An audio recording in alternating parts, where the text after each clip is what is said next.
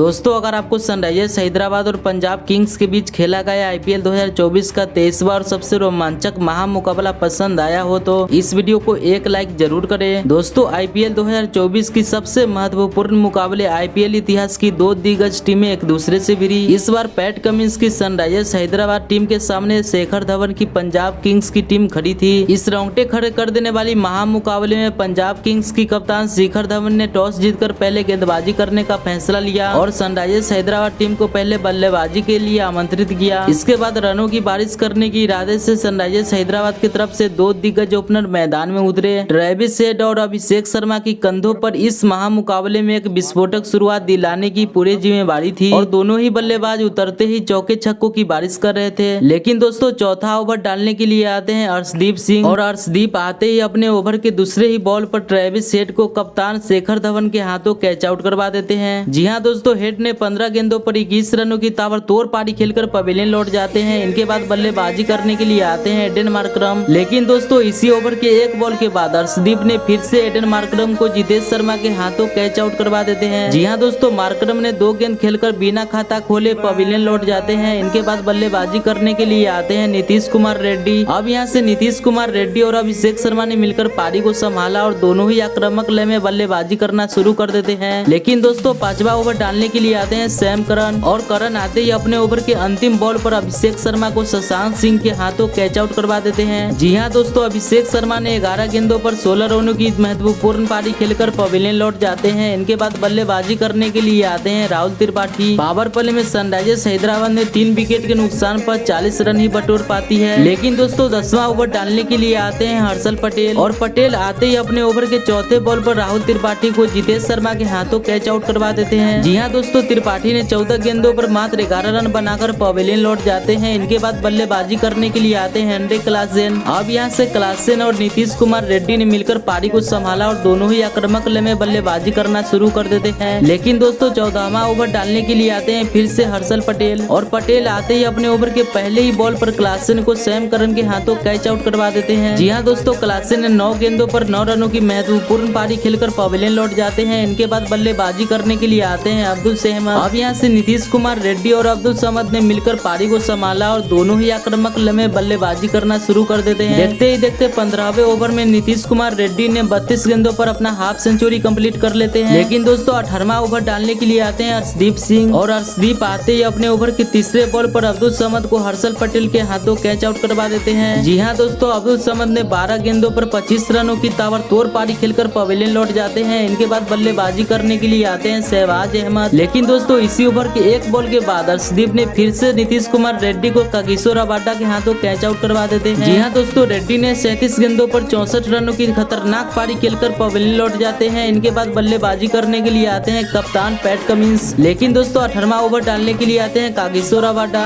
और रबाडा